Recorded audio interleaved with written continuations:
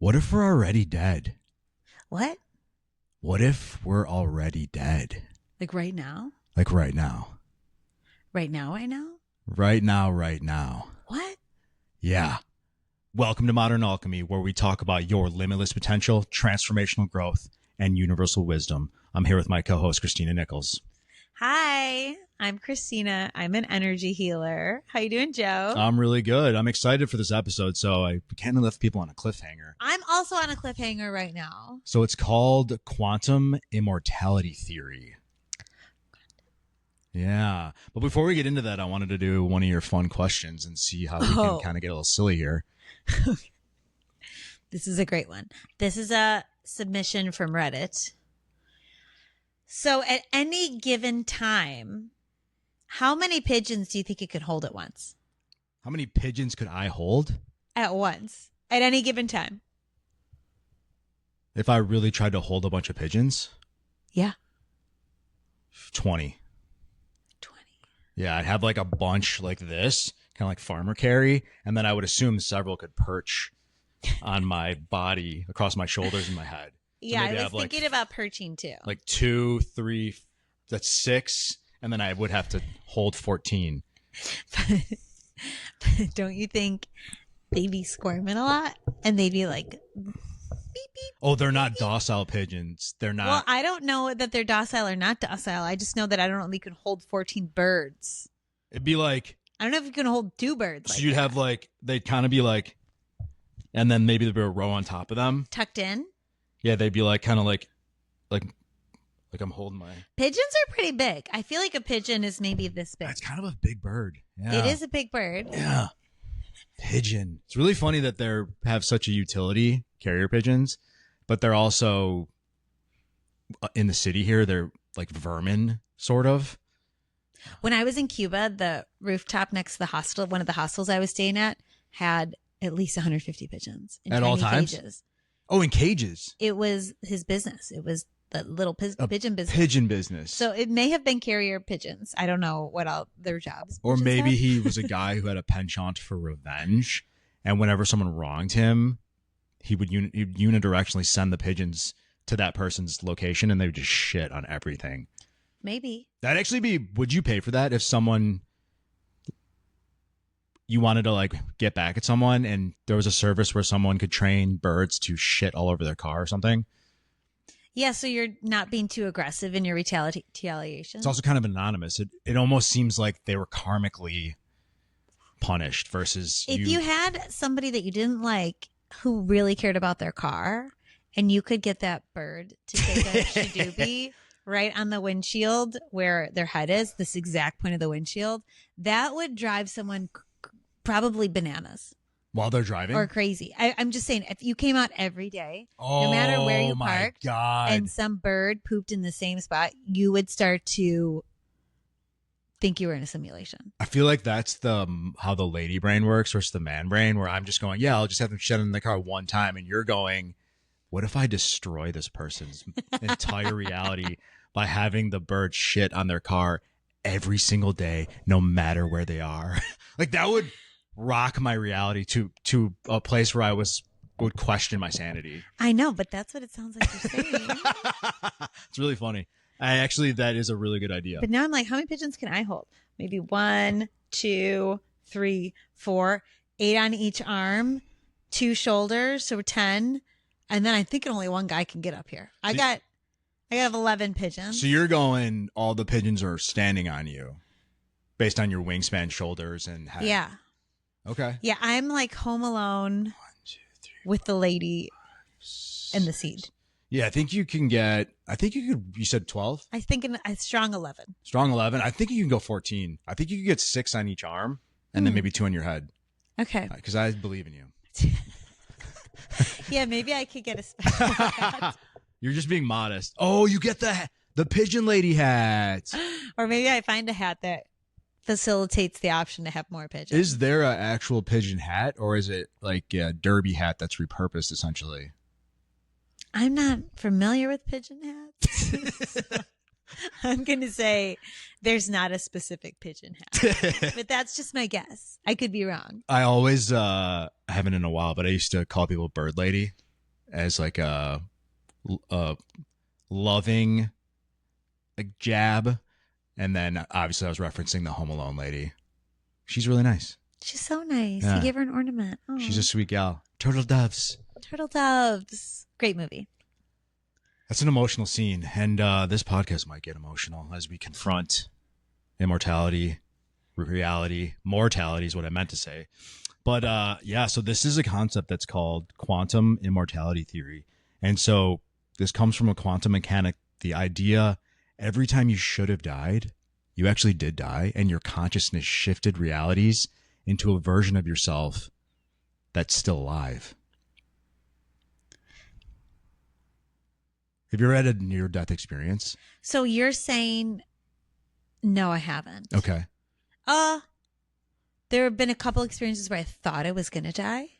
Yeah, that's like a near-death experience, I but guess. I moved myself in time that I did not die. But I didn't go to the light and come back.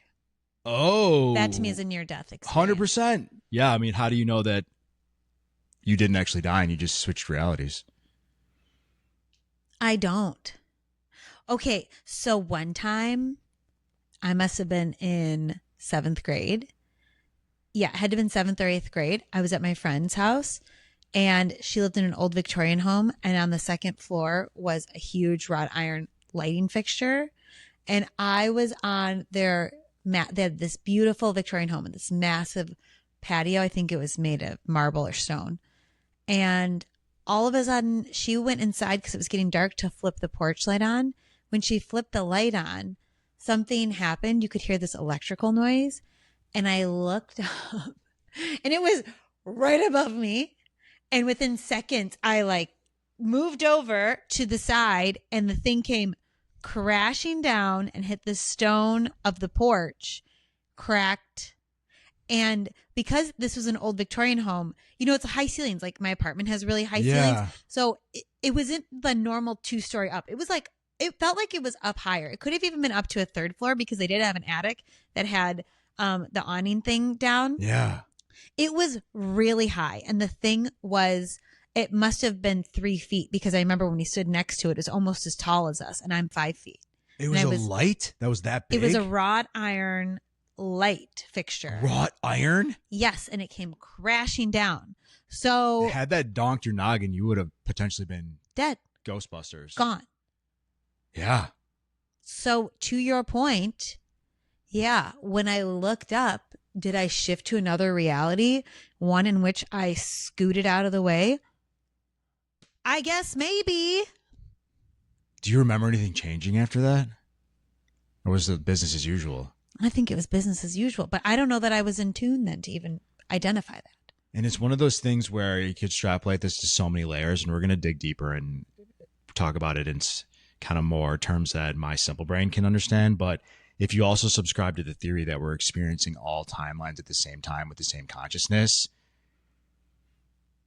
maybe the reality that you were in, see, this is when it's like so hard to even think and talk about, but you could have in theory died there, but it wouldn't have mattered because you were experiencing all the other realities. So let's say there's infinity less one reality now. So in theory, yeah, but it's, yeah, you know, when you go under, when you get surgery and you get twilight sedation or whatever the heck they call it, it's like that. It's like it never happened. So you go under and then you come back like it never happened. So it'd be like it never happened to you essentially, because non-existence is just, it doesn't like that's I had a therapist explain that to me once. Hey, you ever go under and sedation and surgery? And I was like, yeah. I was like, okay, well, that's what not existing feels like. Oh, it's nothing. Like, you don't even know it's happening. Maybe. I've definitely come out of Twilight knowing things I shouldn't have known. Really? Like so what? I don't know that I can agree with that. Tell me. And the other thing that this makes me think about is time. Remember the movie Interstellar? Yeah. Okay. Brain buster. Interstellar, during one of the trips, they went to another planet, and the time on that planet operated differently. So they made some announcement. I'm going to butcher this. You can only like 60, stay on the minute. Yeah, like an hour or something. Yeah, you can only stay on the planet for an hour because that's the equivalent of 6 years. That's nuts. Right? Okay. So now take that piece of information, and I want you to think about that with this new piece of information I'm going to give you. Goldfish and bugs and little creatures, they don't see time the same as us. I had a science teacher once explain it was some sort of slug, and the way time moves for the slug doesn't move the same as us. So you could pick up this little slug, and by the time you stand up and hold it in your hand, for the slug, no seconds have gone by, and for you, maybe 3 seconds have gone by. Is that why they move so slow? And all of a sudden, this little slug, if you were in its brain, would go, how the hell did I get up here? Whoa. It's this concept of time and how you perceive time. I don't know how that fits into this, but it feels very much in the same energy. I think it's definitely in the same vein as the concept of experiencing all realities at the same time. It's just we perceive time as linear, and then the theory is that time is non-linear. It's whatever the opposite of that is just all the time. But the way our brain consciousness has developed is in a linear fashion, which I think gives us a very unique life experience. Yeah. Because things can be chronological and we can build towards stuff and da-da-da-da-da-da. But this theory, and I was looking up things, I wanted to talk about something that was a little on the fringe, and it just blew my mind. So I have a really good example of this, and this was recently, actually. This was late last year. And I was driving in my car, and I almost got in a car accident. It was like a really close call. And I remember going, holy shit, I almost died, out loud. And then my radio skipped and replayed like the last 5 seconds of the song. And I was like, did I just shift realities? And then kind of laughed it off. But I had no idea that this was a theory yet at that time. And I actively believed, I think I may even mentioned to you, I think I reality shifted today. And it's like, anyway, I bought my world. So yeah, maybe I got deleted from that reality and I'm cognizant of this current one. It's a lot to try and process. Go ahead, sorry. I was going to say, even just time is a lot for us to process, let alone a concept so big like this. It's those things that you try not to indulge in thought-wise, or me personally, because then I can't even wrap my head around it, and I have no reference point. So then it's just like this infinite loop. Yeah, and sometimes I try to talk about this kind of stuff with certain people, and then I realize they're with me or they're not with me. And most of the time they're not with me, unfortunately, which is why I go to Reddit to be with all the like-minded weirdos. And don't you find it interesting too, if you said to a normal person in your day-to-day, do you think we shift realities? Just that. You'd be like, what? Yeah. No, this is our reality. Yep. Let alone something as big and heavy as this. Yeah, it's interesting the further I go down, really any rabbit hole in general. And we were talking about this earlier, when you meet someone that understands what you're saying, when you just kind of dip your toe and you're like, oh, I found someone I can talk to this about. But then you start to go deeper there, you realize that they maybe kind of have a very surface level understanding. Yeah. It is awesome when you find someone that can go deep. That's really fun. But it's a weird calibration thing, because I guess you do have to figure out how, like I literally jokingly tell people, yeah, I'm like tinfoil hat level, just so you know. And they're like, what does that mean? And I kind of make it funny, but then it allows me to kind of elaborate more. Rarely do I ever meet someone that goes, oh yeah, I know what you're talking about. Like, I was on a date last night and I told this lady, girl, woman, whatever, I'm like really into law of attraction. She goes, what's that? I'm like, oh, you know, like your thoughts become things. And she's like, oh, manifestation. I'm like, yeah, that's the law of attraction. So I think it's just a loose topic that people are still catching up to, which seems crazy to me, by the way. Yeah, because they're just taking a part of manifestation. Part of law of attraction is manifestation. But you can also manifest things that you don't want. It's bigger than that. So she, is seeing the tip of the iceberg. It's all, it's like, but that's what's so fun about kind of exploring these weird thought experiments. So I have some discussion questions. Yeah, unless you go too far on people. Well, not with. Then you're like, normies. Just kidding. Yeah. No, I'm trying. Have you had an experience like that where you had to just be like, all right, and then Homer Simpson into the bushes? All the time. All the time. All the time. Yeah. One time I was at this really great bar which I can't remember the name of. I was at this really great bar, the Continental. Oh. It is really great between 3 and 5 a.m. on Saturdays. Don't judge me. And I went up to this guy and I said, nothing's real. And he said, what are you talking about? If nothing's real, how can we be having this conversation? And I was like, you're one of those, I always say this wrong, non-player. NPCs. You're an NPC. And he said, I can't be an NPC. If I was an NPC, I wouldn't know to say I'm not an NPC. And I was like, that is what an NPC would. That's exactly what an NPC would say, word for word. Wow. And then you walked away, and he floated away. Floated away. Was he in the morgue later that night? Because he just blew up his brain. No, he's probably still there at the bar saying it over and over. I'm not an NPC. Every time you're there, he's in the corner, and he's like, he's got 2 lines of dialogue he can switch to. You talk to him again, he just says the first thing. Yeah, I think he was by a pool table, so I imagine he's like, "Do you want to play a game of pool?" But if you talk to him like 7 times, he gives you a sword. So you didn't talk to him enough times. That's the secret. Yep. Now I know. Now you know. I'm a gamer, so okay. I check these things. I'm not a gamer, but now I am a weirdo, so there's that. But that's something that's funny, and I've become phobic when I was younger, especially. If you don't talk to NPCs enough times, sometimes they'll reveal one more thing or literally give you an item, like in Final Fantasy. So I'm like, are you saying the same thing? Maybe I'll try like 3 more times. Yeah, I don't have time for that these days. But I do have time for this mind blow moment. So how are you sure you're in the same reality you started in? I don't think I am. Yeah. How would someone be sure? Or how would someone even know if they've shifted? Well, like the Mandela Effect. Are you familiar with that?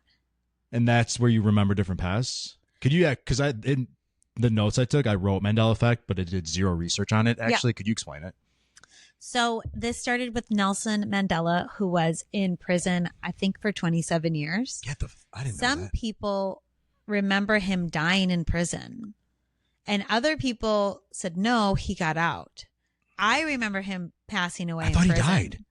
Yeah. So that's part of this. Another one of these. So to break it down, it is people remembering the past differently, but not just one, not an isolated event. It's groups of people, mass of people who all say the same thing. Another one is the Berenstain Bears. And there's 2 different ways to spell Berenstain. And people remember it one way or another. And every once in a while, someone will pull something out that will show the other spelling, which is to signify that in another dimension somewhere, the creator of Berenstain Bears must have noodled with the idea of spelling it differently. It was Steen and one was Stain. Stein or something. Stein and Steen. Another really good one, and this is a newer development, is Fruit of the Loom. So What? Fruit of the Loom. Do you remember the brand Fruit of the Loom? Yeah, I have. Tell me about the brand. Yeah, they're undershirts and. What is the imagery of the brand? It's the fruit, the lady wears on her head. Well, she has a basket of fruit on her head. Yeah, it's not. That's not the thing, but it's like a grape and it's like some grapes and some fruit, apple. I don't actually know the fruit, but Okay, and what is it in or on or around? it's nothing. It's just a fruit. Like on a platter, or just like a It's collection, just a collection of fruit? of fruit, like kind of shaped, maybe more like a U. This is perfect. So I remember it as a cornucopia. A cornucopia, and It's then in there that was thing. fruit.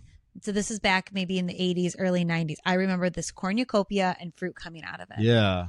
And there's a lot of people who do remember this. And this woman on the internet went down the rabbit of all rabbit holes, and she was looking at patent books, vintage patent books, so she could eventually find this Fruit of the Loom in the cornucopia.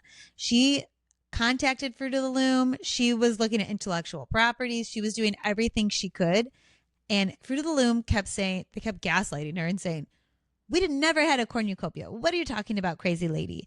And she fucking found it. I had a question where I was thinking, what's the conspiracy behind Fruit of the Loom covering up the cornucopia? Or did they not remember the cornucopia and they're like, what are you talking about? Who knows? What would be if we wanted to get tinfoil hatty for a sec here, what would be the conspiracy theory why they That would we've not changed want timelines. people to know they had a cornucopia? No, this is changing of timelines. And so how do the timelines merge at some point, but so you keep pieces of each timeline? Because obviously if fully merged into a timeline where there never was a cornucopia, that would have never existed. But essentially what that potentially means with these idiosyncrasies where you have group remembrances that are different, that are actually provably different, would mean that realities are combining into, so it's, let's say there's 5 realities here. So it's the Steinstein, cornucopia, no cornucopia, and then the Mandela thing. So there's 3 and 3. And then they all merged into one timeline. I don't know that I'm fully following the way that you're explaining this. It's like a fork in the road that hit one path. So two different. But this is exactly it then, because we're in this timeline together, and I remember a cornucopia and you don't. So at some point we were in different timelines, and we have linked up merged in this timeline. Yeah. And we both have different memories. Dude, but the same memory. And there are a bunch of these. Yeah, and the ones I saw the Steen one. I'd never heard of the there are ones where it talks about like déjà vu. That could potentially be this referential point of it happened before because you experienced it in another reality, not because it actually happened before. Déjà vu is crazy, by the way. I haven't had it in a long time. Probably gonna have it on the way home though. But yeah, so déjà vu, I think the excuse for that is that our brains have not caught up to our bodies, but our bodies have experienced, and our brains are just processing it slower. It sounds like a lot of excuses for something we don't really know about or we're assuming about. And science, tiny soapbox. I love science. It explains so much, but we still don't actually know. So even though you people of science think you 1000% know, there's still like maybe a very teeny tiny percentage of shit that we don't know that could change the trajectory of all of this. A lot of this stuff is theory of X. It's like our closest understanding. I think about this stuff all the time, though, when they talk about cats rub themselves up against you to get their scent on you, or whatever when they explain what animals do or what dinosaurs used to do. I'm like, did you ask a dinosaur? Like, did you ask a cat? Like, it's always just going to be our closest guess without someone literally going, this is why I do this. A cat going, nah, I just do it because it feels nice on my fur.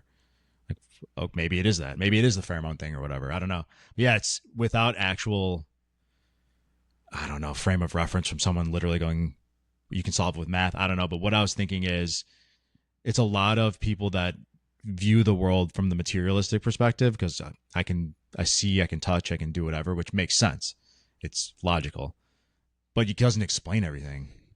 Like the theory of déjà vu, it's as close as we can get to understanding it, but it doesn't really interlace these potential like not weird, but yeah. So for another one that is on this astro plane, if you will, is dreaming, remembering your dreams, or astral projection, or when people are trying to become conscious in their dreams. I forgot the name of it, where you're lucid dreaming, where you are able to do this thing that you shouldn't be able to do, and then people make excuses for why you can lucid dream because the body is awake or asleep in your mind and blah blah blah. And oh yeah, dreaming doesn't mean anything, it's just going to sleep. I just struggle with such a simple, like, it doesn't really mean anything, your mind's just thinking all the time, that's all. That doesn't seem like a really good answer to me. Yeah, you just hallucinate based on what's currently happening in your reality. What a good way to say it. Yeah. You are literally hallucinating while you're sleeping then. I was in a psychology class, and the teacher, and I think there's a lot of clout in someone being dismissively matter of fact, and it's also a very simple explanation, which I like things that are simple, but it doesn't account for the fact that there might be something more fantastic going on. So it kind of like removes the fantasism. And he said that, yeah, it's just a collection of your current memories with like what your brain's attempting to interpret with your eyes closed. So there's nothing to it. It's just based on what you're currently have in your sphere. And there's something that can influence your dreams for sure. So I think that's a layer, but that's the surface layer. And then it's, well, what else is there?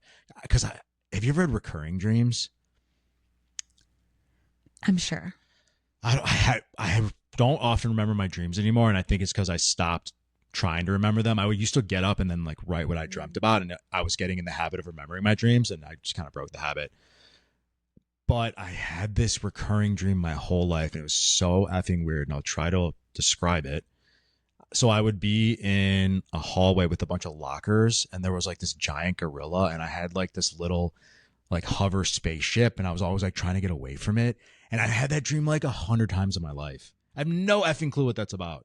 And I'm literally not even elaborating it in a way that is actually what I'm seeing, but that's the closest thing that I can represent verbally to it. Was it scary? It was, in the beginning, it was scary. And then because I'd had the dream so many times, it became more like, oh, I remember this. I have heard that about dreams, as they are recurring, or if it's something seems scary, it might just be the dreams trying to get your attention for whatever reason. Maybe there's a message. I remember specifically the person that told me this, or that I heard this through, was talking about a crow, and the crow kept coming up, and it was really scary because the woman thought she was going to get attacked by the crow. But I guess before bed one night, she just said she had heard this thing to say, okay, I'm going to go to bed, Mr. Crow. If you're going to come, don't scare me tonight. If you have a message or something for me, don't be so scary. I'm scared every time you come approach me. She goes to bed. She does this for a couple days until she finally has the dream about the crow. And the approach was different of the crow. And it was just some message that it was trying to deliver. It didn't realize it was being scary. Oh, so what do you think that is? Like a being from another consciousness or another plane that we can't perceive? Or is that an internal thing where your brain's making that? You want my real answer? Yeah.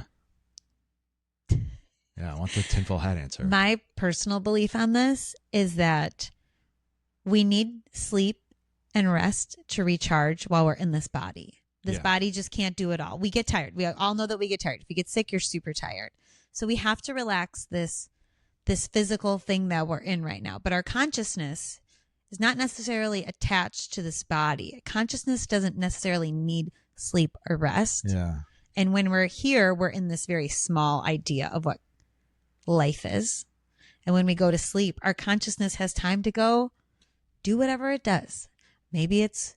So you thinking it leaves our skin suit, our meat suit? Or can it just be in so many places at so many times that you're just perceiving it's doing other errands or it doesn't have limitations of body and space and time. It can be here and there and everywhere.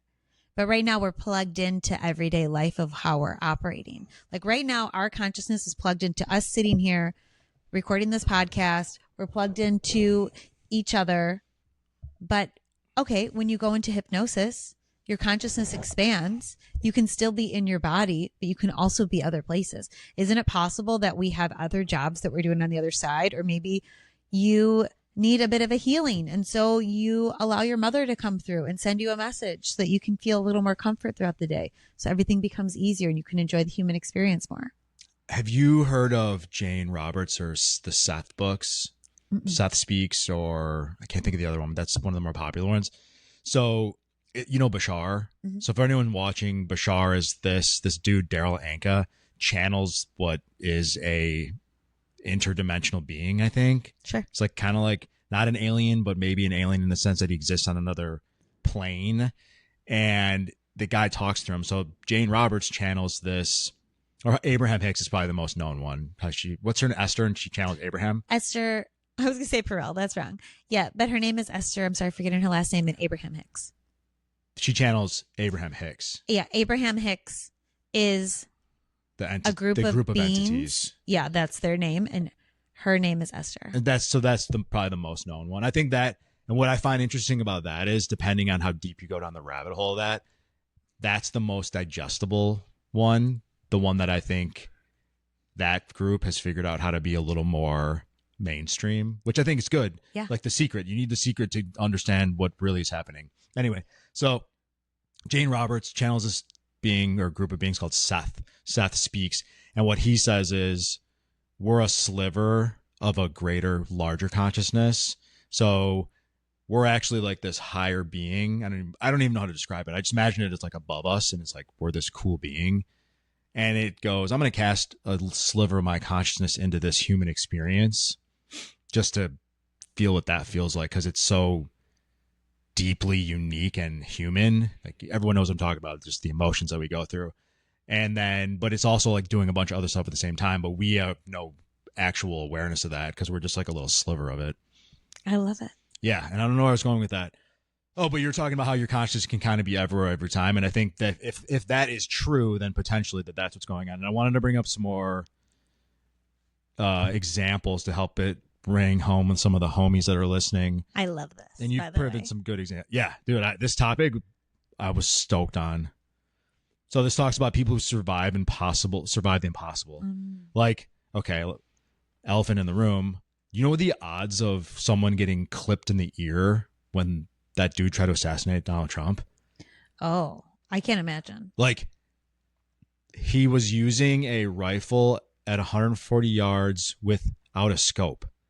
So that was a complete freak accident that he missed his head. Scopes this thing? Yeah, scopes like the iron. And so iron sights, he basically just had like the iron on the top of the gun to like line it up. Oh. It would have actually like been this little thing? Yes. It would have actually been easier to shoot Trump in the head than nick his ear.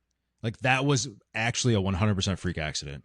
So, or he had an angel, like a guardian angel. Or what if he shifted realities? How would that work, though? I forgot this was the topic. What if he shifted realities? But wait, how would that work for us? We just happen to be in the reality where it missed? Yeah, and there's a timeline right now that's operating where he doesn't.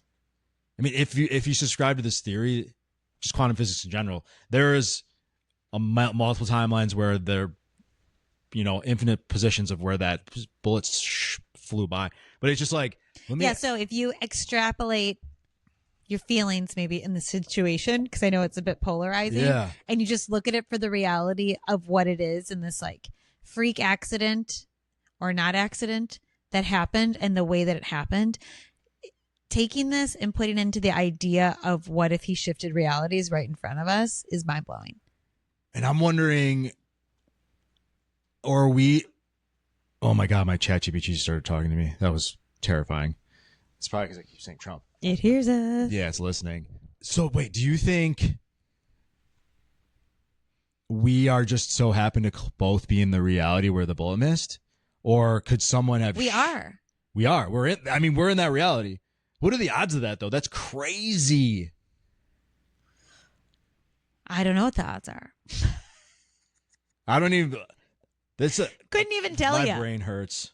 I didn't even expect to take this to that place. I heard this woman talking about looped realities, and she said, what if you think about all realities are happening at one time, and each of them are all happening on a loop that's simultaneously happening? So wait, it's Yeah, I don't even know if I have the brain power to explain this.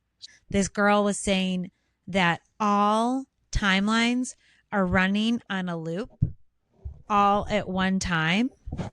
And that is why we can vacillate between some of them, because oh my fucking God.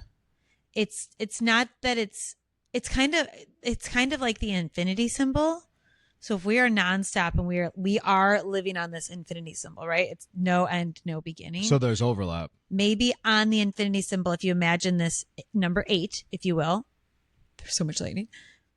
On each part of the number 8, there are timelines, multiple timelines, realities that are shifting concurrently. I don't even know if I can. No, I mean, that would explain the theory of when Fruit of the Loom is cornucopia and then it's a fruit. Yeah, because then as the timelines overlap, sometimes they bleed from the opposite, the timelines that were never interlaced originally, they would interlace at that intersect. Yeah, so that's why you could, in theory, parallel shift to the next one because they're all happening at once. But in terms of this loop of time, which happens to be on a grander loop of time. So and this is something that I'm going to save for another episode because it's so, I was playing you that audio sample of reality transurfing, yes. Which if you guys have only read the book or haven't read it at all, listen to the audio tape. It's like creepy. It's like listening to the narrator from Thriller almost. It's got weird music, but it's really intense. But they talk about the whole concept of that book, reality transurfing, is learning how to dimensionally shift your reality, which is fascinating. It's also like a 9 million page book. It took me I listened to the audio. I got so hooked on it. I listened to it for 3 hours a day, and it took me 2 weeks to get through the whole thing. There was a guy on TikTok. He had some yellow book. My friend Stephanie bought it. And he was talking about the same thing, that we all need to timeline jump, and that by, I don't really know, maybe someone else out there knows, but the Schumann resonance. Schumann resonance is interesting. And how strange is it that we're talking about this and there's a ton of lightning, which is based, what the Schumann resonance measures is static from lightning, I believe. I don't know. Yeah, it's something with lightning. Oh my God. I think this is a sign that we're on the right track here. I think the universe is literally, if you guys can't see it or hear it, it's lightning and thunder. I just know there are these moments of blackout, and oftentimes I've heard when there's this period of blackout, it's an indicator that we've jumped timelines. All right, so in 1972, Vesna Volovic, it's probably more like Volovic, she fell 33,000 feet from a plane without a parachute. Oh. And survived. There's no way she survived. 100% dead. But, was that a guardian angel? So what do you think it is? Because that's definitely not in this whole quantum immortality theory is guardian angels. How would you weave that into that? That one of them gently guided her down to the ground. Like right before she fell, they were like, gotcha. Yeah. Whoop. I'd be curious to know if she said that. If she said it at some point, she either blacked out or if she felt something catch her. You know, you hear people say like, oh, I felt like a push on my shoulder and then I got out of the intersection. Is this about to become a near-death experience podcast only? What if we interview these people? I would love that. I wouldn't hate it. I think, why not? Because they probably have a really good outlook on life and they know what a priority is. Do you think anyone who's almost died has a bad outlook on life? I think that would be sad to have almost died and have a dumpy outlook on life. I do think there's a refractory period where eventually you go back to baseline, because I've had some like weird events happen in my life where I was like, thank God that's over. And I was immensely happy and grateful for normalcy. But then I went back to baseline eventually. I wondered, do you ever come back from baseline? I mean, you were like someone who kind of had a near-death situation in your life. Did you perpetually have a better life outlook after that? I think it took some time, but I have heard there's a small percentage of people that try to jump off the Golden Gate Bridge to unalive themselves. Unalive. And each person that has survived, I think it's like 4%. It's a very small percentage. They all said that as soon as they jumped off the bridge, they immediately regretted it. And they all have a life purpose now of going in and trying to help people that are struggling and considering suicide. It's extremely moving. Immediate reaction was regret. Yeah, I could see that being a thing that if you tried to delete yourself and then, oh my God, the moment between what have I done? That would be hard to forget. I think it'd be, not that I ever want to have to experience that, so I would never delete myself, because then I also plan on living forever. And I'm kind of proving that I'm going to, which is great. Yeah, that would be one that would stick with you. Yeah, I think you would. I just say that example because you would change. That would, like, oh my God, I almost deleted myself. I am so effing lucky that a decision that I made somehow got reversed. Wow, like that's so lucky. It's like a true second lease on life. That's wild. Okay, a couple more examples are Frane Selick, the luckiest man alive, Croatian guy. Okay, this is insane. He was in a train crash into a river. 17 died, he lived.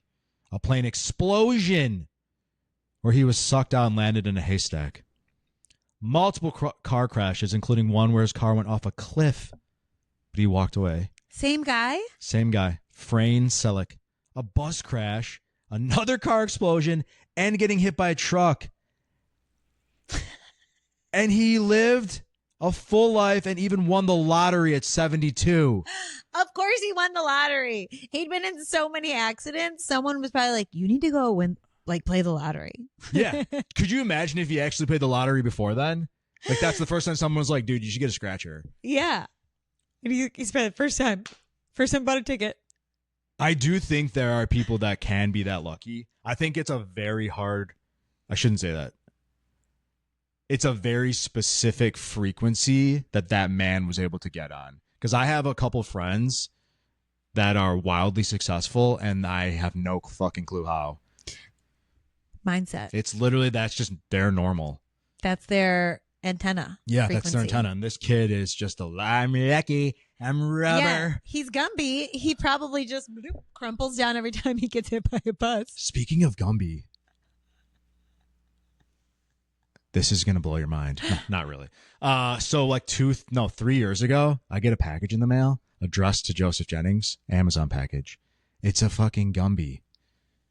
Like this big. I have no idea who it's from. I did not buy it. And no one has come forward to tell me that they gave it to me. Okay, I've had a couple weird things like this too. One time I got a book, and I don't remember what the book is. And then I swear I got like a pizza pot holder or something really weird.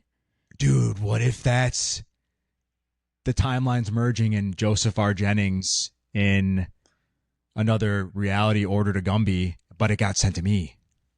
Or you jump the timeline and you don't remember why you even needed Gumby. I like Gumby. I watched Gumby when I was a kid, and I have it in my office on display. But I never even think that it was from... I haven't thought of that story in a long time. I just look at it and I go, cool, Gumby. Hot take. When you're in the Gateway next time doing a tape, you should ask. About it. Who sent it to me? Where did the Gumby come from? If it says you... Yeah, why would my future self send me a Gumby? Well, I'm not saying it was your future self. It could have been you in another timeline needing Gumby, and then you jumped here and you don't know the history of why you needed that Gumby. Wow. But I also could be talking out of my asshole right now. And Gumby had that horse too. Pokey. Oh my God. Have you ever visited University of Iowa? Yes. Did you ever have Pokey sticks? I don't know. You might have had them, but maybe they're essentially someone you take a pizza and you cook it, just the dough. You cook it like halfway, and then you hit it with like Parmesan cheese and seasoning, and then you dip it in ranch. So it's like a doughy, no sauce, maybe a little bit of cheese pizza. Delightful. It's unbelievable, dude. In ranch, oh my God, I got freshman 15, like freshman 30. Pokey sticks, and that's when I think craft beer had just sort of started to peak its head. Oh no. So I was like, yeah, craft beer, I'm cool. And Pokey sticks. But up until that point, I think the cool kegs were MGD. We were like living it up with Miller Genuine Draft. Yeah, that was the good stuff. All right, so that's effing bananas. That's crazy. And I like that he lived a full life because he won the lottery, literally. Have you heard of this one? The Lost Year? No. It just says a woman says she lived through 12 months and then got reset back to the beginning of the year. Like Groundhog Day? She lived an entire year and then had an accident and set her back 12 months of reality. So she essentially, in theory, would have woken up in a reality where those 12 months never happened. But she remembers them in her brain. Can you imagine if you woke up tomorrow, you're waking up tomorrow morning, and I say, Joe, why didn't you come over yesterday for podcasting? Be like, we did it yesterday. And you're like, yeah, we talked about Berenstain Bears. We had some pretzels. And I'm like, no, it's Tuesday. What are you talking about? And it was actually Tuesday? Yes. I would have to go down and check how many miles are left on my gas tank. Do you know how many are on there now? I have a rough idea. Oh, okay. Because I always look at it in the beginning of a trip just to make sure I'm good. Okay. So, but if it was high, like to a higher number, I would have like multiple reference points. But I mean, dude, if I just was like on my phone and it's Tuesday, I would actually think it was really cool, but I would also be really scared because I want to be able to shift realities and control or break the matrix. That's something I'm very fascinated with.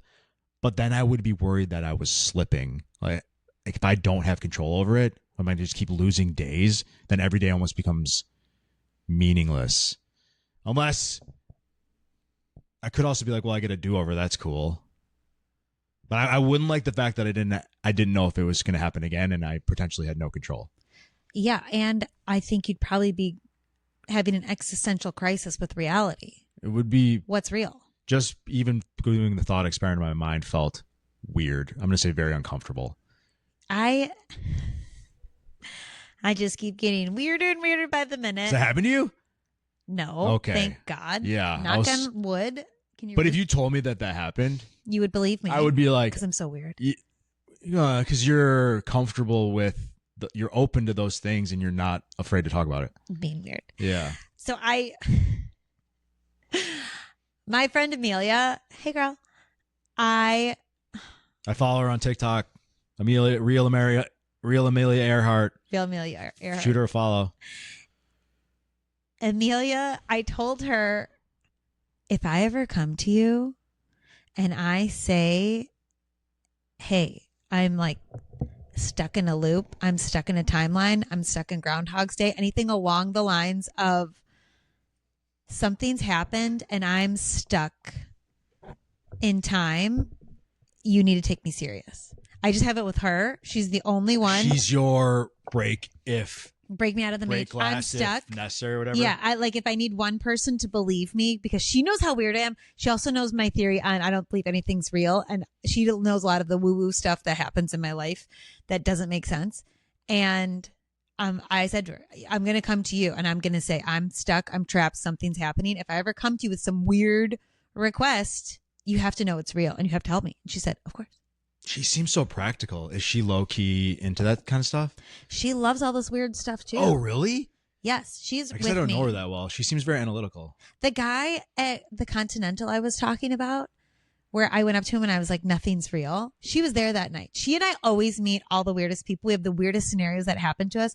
We are always finding ourselves in a group of characters where nothing makes sense. It just, none of it feels real. Oh, so maybe, okay. That's interesting. So maybe she's just not as open about that stuff. But if she's in those types of scenarios frequently, she's obviously, I mean, she's not just talking about it a lot, but she's obviously open to those types of experiences. Yeah. And Joe, I'm happy to be that for you. So if you get stuck in a timeline loop, just tell me. Like, you're my timeline this isn't a loop joke. Emergency contact. Yeah. So nice. They should put that on like your office. In your iPhone? Yeah. When you have to do your paperwork for a new job. Your I-9 and your W-2 referral? And your timeline loop emergency contact. Like, what is this for? How funny would that be, by the way, in our paperwork for our employees? Under emergency contact, it says other emergency contact, and then in parenthesis, it's timeline loop emergency contact, whatever. Yeah, maybe we can have a couple drop downs. But that'd be a good way to weed people out. Oh, that are like, oh, what? Yeah. Well, you can't work here. We discriminate against non-believers. Oh my God. Okay, a couple more examples, and then we'll wrap because we've been going for a while here, but this is a fun episode. So we talked about the Mandela Effect, talked about the Bernstein Bears. Okay, here's one. The missing movie. Shazam. I know about it. But it's a movie in the 90s starring Sinbad called Shazam, but it never existed. And then there is Shazam. Which is Shaq. Which is Shaquille O'Neal. But I remember that movie. I don't remember. Wasn't Sinbad in a movie? I remember Sinbad being in a movie where he is this big character, larger than life character. Yes. And I think there were cartoon elements. But there is some genie movie. But I don't remember, but I have heard of this one. And I don't personally remember. Actually, I do remember Shaquille O'Neal and I don't know. But I have heard of this one. The movie that never was.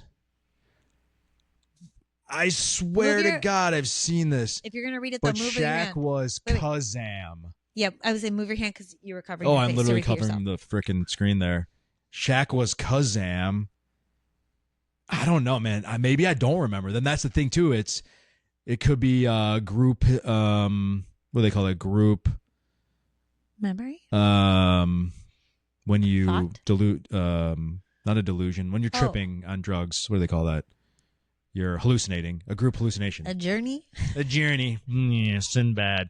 What if Sinbad made that movie and then he was like that main character from The Shadow and he group hypnotized all of us into forgetting it because it was so bad? I think I remember it being really bad. Okay. I just love this. So Men in Black, when they had the thing, zap, that's what you're saying? That Sinbad excuse me, Shaquille O'Neal did not like his movie and he zapped all of us. No, Kazam still exists. Oh, Kazam. Shazam, which was the supposed Sinbad movie that never existed.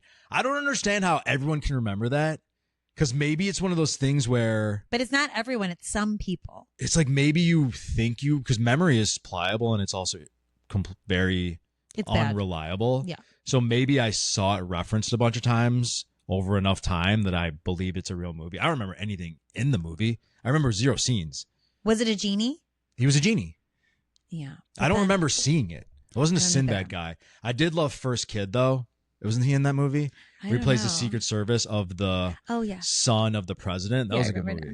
What else is on that list? I'm very curious. So that's that one. Okay, let's go back. Let's see. When they quote Reddit users, I'm always like, that really happened. So there was a guy wrote a story about he went on a walk for 30 minutes and 3 hours passed by. He has like no memory of it happening. He literally feels like he just teleported. So he walked 3 hours in the woods and he somehow went from what the time in his mind had elapsed 30 minutes, but he'd actually traveled 3 hours worth of distance. That seems a little like, Nyeh. Did he die and wake up in a different timeline where time had moved differently? So that's the tagline there for that movie. I remember dying. So people talking about that. A Reddit user talked about recalling a car crash in vivid detail, feeling their body break and everything go dark. And then they woke up in bed perfectly fine. That's mental.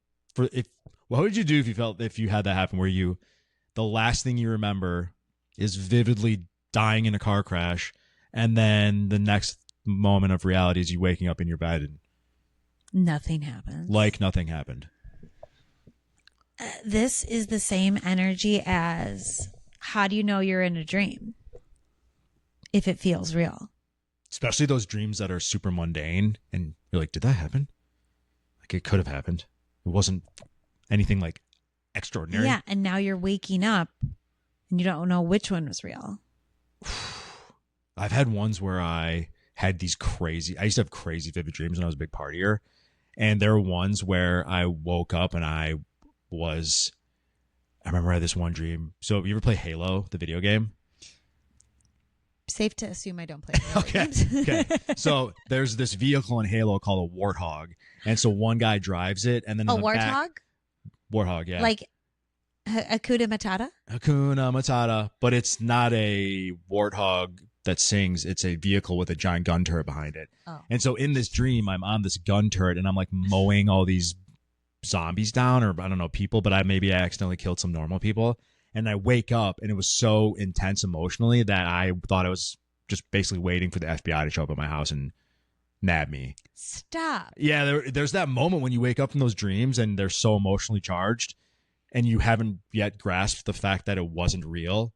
And usually when that happens, it's because they're very mundane and you're like, did I just have that conversation? But I hadn't shaken back into reality and I was like, oh my God, I'm going to go to jail for the rest of my life for mowing down all these people on a Halo vehicle.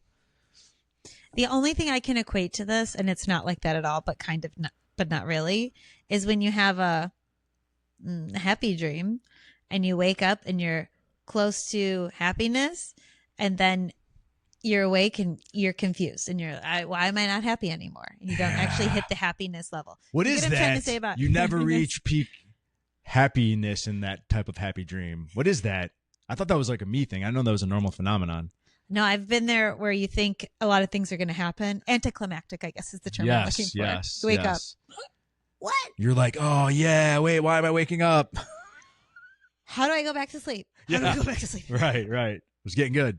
That's fat. I wonder if there's something there. Yeah, let's see. Talked about deja vu.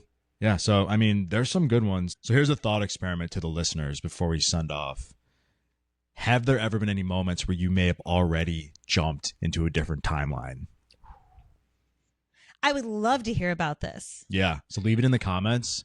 DM us. Comment. Send me a video. Like, subscribe. Make sure you share this if you got some value from it and you enjoyed it. We drop videos and podcast episodes every Thursday at 6 a.m. on all the major platforms.